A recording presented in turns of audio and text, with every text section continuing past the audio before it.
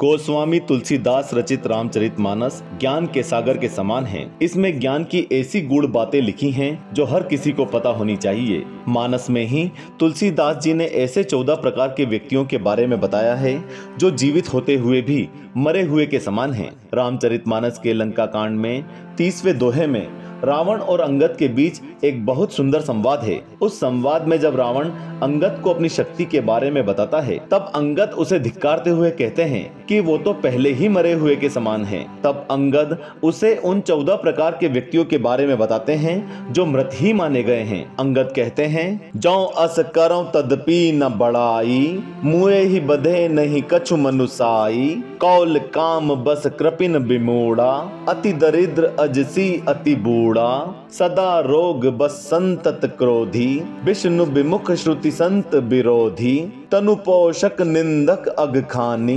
जीवत सब सम 14 प्राणी। अर्थात मरे हुए को मारने में कुछ भी पुरुषत्व नहीं है। वाम मार्गी, कामी, कंजूस, अत्यंत मूढ़, अति दरिद्र, बदनाम, बहुत बूढ़ा, नित्य का रोगी, निरंतर क्रोधयुक्त रहने वाला, भगवान विष्णु से विमुख, वेद और संतों का विरोधी, अपना ही शरीर पोषण करने वाला, पराई निंदा करने वाला और पाप की खान, ये 14 प्राणी जीवित होते हुए भी मुर्दे के समान हैं। आइए जानते हैं कि इस प्रकार वे 14 प्रकार के प्राणी हैं। पहला, वाम मार्गी, ऐसा व्यक्ति जो सारी दुनिया से उल्टा चले और जो हर चीज में कमी निकालता हो, जो परंपराओं और समाज के नियम को ना मानता हो और केवल अपनी ही करता हो। दूसरा प्राणी, कामी, ऐसा व्यक्ति जो सदा काम वासना में अधीन रहता हो, जैसे रावण ने काम के वश होकर माता सीता का हरण कर लिया। तीसरा, कंजूस, कृपण व्यक्ति जो केवल धन संचय में लगा रहता हो, जो व्यक्ति लोक कल्याण के लिए दान देने से बचे और सारा धन केवल स्वयं के लिए ही सहेज कर रखे। चौथा,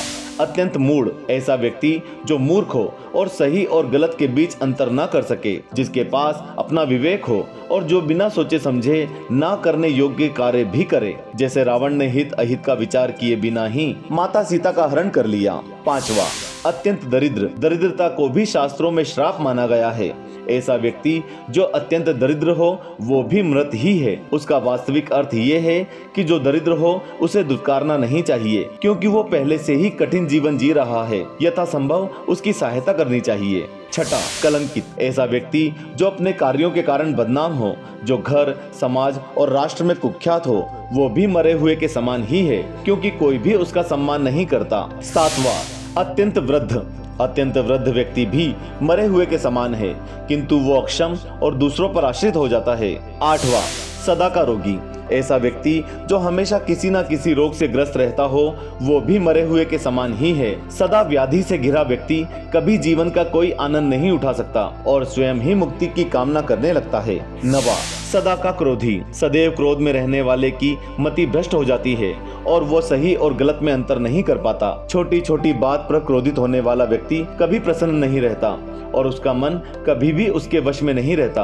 वो दूसरों से अधिक स्वयं का ही अहित करता है। 10वां, विष्णु विमुख, जो व्यक्ति श्री हरि से विमुख रहता हो उसके जीवन का कोई भी महत्व नहीं है, क्योंकि श्री हरि ही भव सागर से तारने वाले हैं। विष्णु द्रोही का कभी हित हो ही नहीं सकता और संसार में कोई भी उसकी रक्षा नहीं कर सकता। जिस प्रकार विष्णु द्रोही होने के कारण रावण भी अंततः मृत्यु को प्राप्त हुआ। 11वां, वेद और संतों का विरोधी, जो व्यक्ति वेदों और संतों का अपमान करता है उसका कल्याण नहीं हो सकता। वेद और संत दोनों समाज को सही मार्ग में ले जाने वाले हैं और उसका विरोध कर कोई भी सुरक्षित नहीं रह सकता। 12वां, केवल अपना ही पोषण करने वाला, ऐसा व्यक्ति जिसके जीवन का लक्ष्य केवल अपने ही शरीर का पोषण करना हो, उसके जीवन का कोई भी मूल्य नहीं है। ऐसे व्यक्ति सदैव सोचते हैं कि हर चीज पहले उन्हें ही मिल जाए। वे कभी भी किसी का कल्याण नहीं कर सकते और ना ही उनका कभी कल्याण हो सकता है। 13वां, पर निंदक, जो सदैव दूसरों की निंदा करता हो